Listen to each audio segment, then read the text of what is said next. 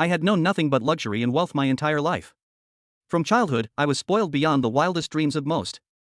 I grew up in a world devoid of denial, where every whim was catered to in an instant, as if I were the absolute ruler of my own tiny kingdom. All my desires were met with effortless ease, and I became so accustomed to it that I regarded comfort and opulence as my birthright. My father, a highly successful millionaire, provided me with everything my heart could desire: the newest gadgets, trendy designer clothes, exotic travels to the world's most exclusive resorts. It all became the mundane fabric of my existence. I rarely gave a second thought to the struggles my father must have faced to reach such heights. Our sprawling home, more a palace than a house, was overflowing with priceless possessions. Works of art, antique paintings, sculptures, and the rarest of antiquities, all worth fortunes, were scattered throughout the rooms. At the time, they held little meaning for me, they were simply the backdrop to my privileged life. But amidst all this extravagance, there was one item that stood apart in my father's heart, its value exceeding all the rest. It was an old Ford, his very first car, purchased with his own hard-earned money at the outset of his career. It was much more than a mere vehicle to him. My father often recounted how that Ford symbolized his journey, his fight for success, and his first step towards financial independence. He cherished and cared for that car with a devotion unmatched even by the attention given to our stable of high-end, incredibly expensive automobiles. Despite the array of sleek machines gracing our garage, Porsches, Bentleys, Ferraris, my father flatly forbade me from even touching his beloved Ford. Whenever I dared express my discontent or suggest he rid himself of that antiquated heap, he would sternly shut me down. "That's not just a car," he'd repeat. "It's a piece of my history, a symbol of all the sacrifices and hard work I made to achieve everything we have now." I struggled to grasp his profound attachment to this rust bucket when we possessed an entire fleet of modern, elite vehicles. But to him, that Ford held a sacred significance. One evening, when my parents departed for a charity gala, a brilliant scheme to teach my father a lesson popped into my head.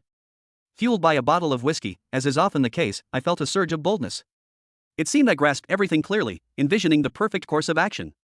I resolved that it was finally time to prove to my father that his precious car was nothing more than a heap of outdated scrap metal.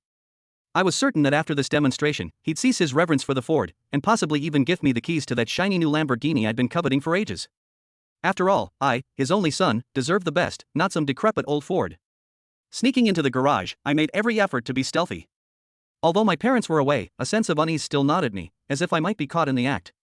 The garage was vast, filled with both collectible and contemporary vehicles, but among this collection, it was that very vintage legend that drew me in: the Ford that my father guarded and cherished with such fervor, as if it were our most prized possession.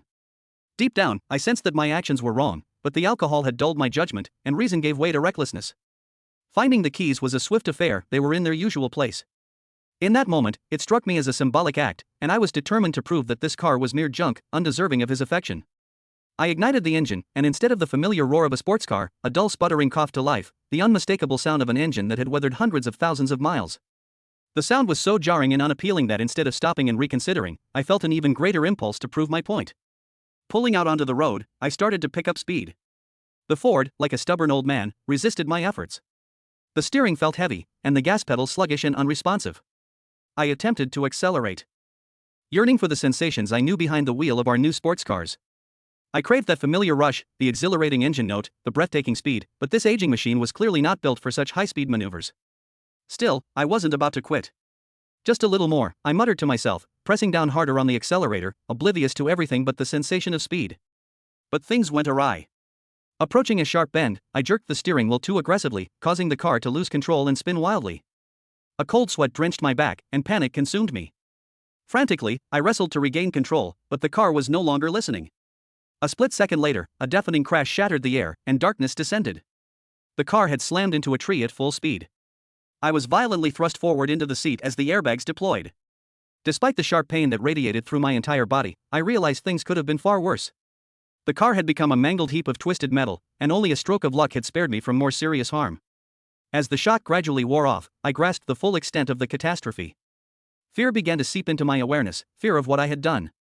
It was more than just a wreck; I had destroyed something sacred to my father, a tangible piece of his personal history, and with each passing moment, the realization became more agonizing. Soon, my father arrived at the scene. He looked as if he could barely breathe, his face ashen white. When he saw the wreckage that had been his beloved Ford, he didn't look at me right away. He stood for a long moment, silently surveying the mangled remains, as if unable to accept what had transpired. Then, his gaze, a mix of anger and crushing disappointment, settled on me. I had never seen him like that before, utterly speechless with grief. "Do you even begin to realize what you've done?" he asked in a low voice that held the weight of far more than a simple inquiry. It was an accusation, a lament, a possible expression of utter despair. His voice trembled, barely keeping his emotions at bay. That wasn't just a car. It was my story, a reminder of where I came from, and you destroyed it for a fleeting, foolish whim.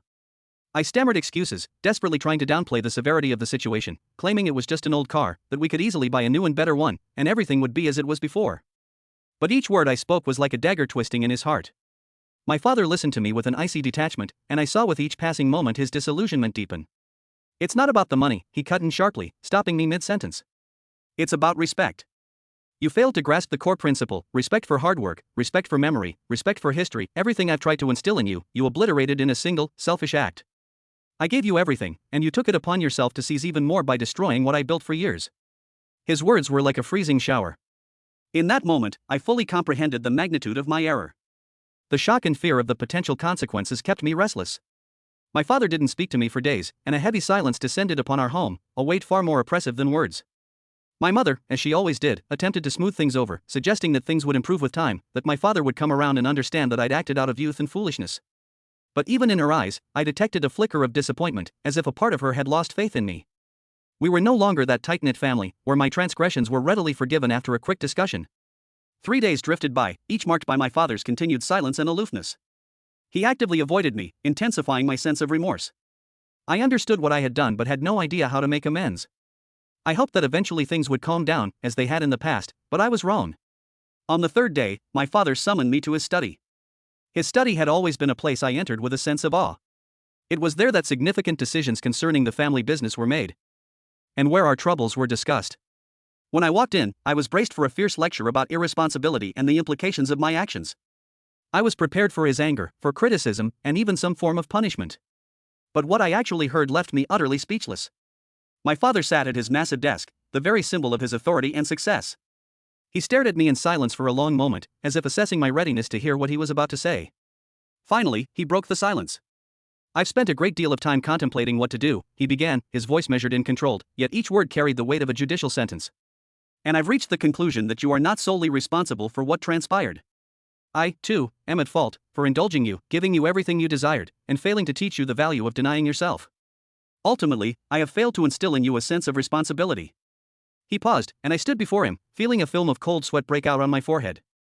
His next words were like a physical blow. "That ends today," he continued. "You will no longer receive a single penny from me. I am severing your financial support.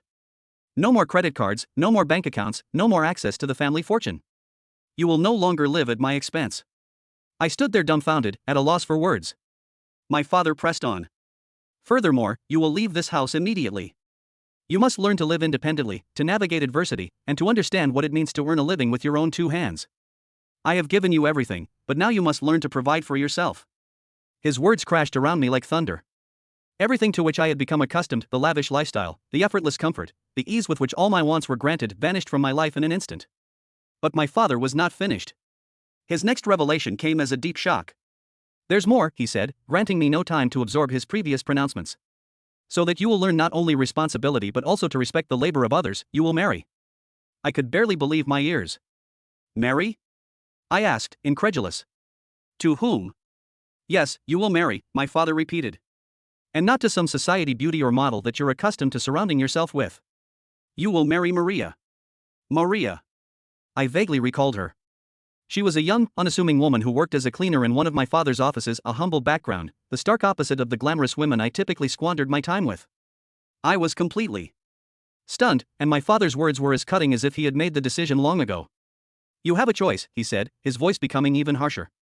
"You accept my terms and learn to live like a normal human being, or you can forget you ever had a family or an inheritance." I froze. Those words were an ultimatum, and I understood that my father was not joking. He was truly prepared to disown me if I rejected his demands. I stood there paralyzed, torn between pride, resentment, and fear. Everything I had considered unchangeable in my world was crumbling before me. My father stared at me expectantly, and I knew that I had no choice. I was in despair. My pampered existence was collapsing like a sandcastle before the incoming tide. The world I knew was over. I tried to take it in. My thoughts were jumbled, confused, almost inaudible. Was all this actually happening? Had my father completely lost his mind? Everything went wrong. His words were like a judgment upon me. But with effort, I somehow managed to find what had to be done. But by this time it was too late. A storm was coming. There was nothing that could stop the tempest that was going to descend upon me. Weeks passed and Maria and I were married. There was no glorious feast and no grand celebrations of the rich and powerful, just the simple country folk that made up Maria's family. My mother herself was nowhere to be found, except through a teary phone call, where she resigned herself to my fate and said goodbye. My new home was not that of the riches and splendor of my family, but the one-room house of Maria. A shell compared to the mansion and comfort that I was used to. But all of my self-pity did not help me, I still had to live. And I knew with some amount of dread that soon I would have to work. All my fancy schooling did not help me, for the new world did not cater to book smarts but real-world smarts, a skill that I found myself lacking. With no real skills, the only place that accepted me was at some dingy diner. The owner barely paid above minimum wage, but it was the most that a poor person like me could hope for. I hated it, for I had to tend to the rich folk that had known me once, now they mocked me for my lowly status. I hated it, but there was nothing I could do. After a long day I would come to see Maria with my hard-earned meager pay, and I cried to her about my pain. But Maria had troubles of her own. Her family, the one that was so kind and accommodating to me, had barely enough to keep them afloat. And Maria took the blame, for the additional mouth to feed in an already strained household was making things harder. But still she smiled, and told me that everything would be okay. I don't believe her, but all the same I took comfort in her words. Then finally, I found the means to help. My boss at the diner had heard of a job. Something on the docks and some heavy lifting. I hesitated, because a soft city boy such as I was clearly not the right fit for such a blue-collar job. But I did not hesitate for long, for the money was too good. And so the next day I traded my white and blues for a brown and blue collar. It hurt me to see Maria work, for the job that my father had made her work as was taking a toll on her. But I didn't know how else to help. So I worked and took out my frustration with my pick and shovel. I worked so hard that I eventually earned the respect and admiration of the local laborers, for I was not afraid to dirty my hands and was willing to work as hard as them to help my family. Years passed and I was almost unrecognizable to the boy that had burned all of his father's bridges. The soft hands had hardened and the spoiled attitude and the book smarts were replaced with real wisdom. I would go to the market with my friends and feel pride that I was part of this world. Then tragedy struck when Maria's mother got sick. There was not money enough for a doctor or medicine. I cried for the sorry state of things, when I remembered I had a father. And so one day, I trudged to the high gates of my father's mansion and asked for his help. "Father," I pleaded. "I know that I have wronged you in every way possible, but please I ask for your mercy. My wife's mother is dying, please help me find the means to help her." My father was unmoved. "No, I cannot help you, for the life that you live is the one that you have made," he said with a coldness that I can never forget. It was like a dagger to my heart. And so I left defeated and dejected. When all seemed lost and despair had taken me, I remembered that I was not alone, for I had a friend. I took Maria into my arms and told her of what had happened. She cried to me with the same cold despair that I felt, but still smiled and said those words. "It's going to be okay." I took her into my arms and cried with her. With a renewed sense of purpose, I worked harder, but it was clear that it would not be enough.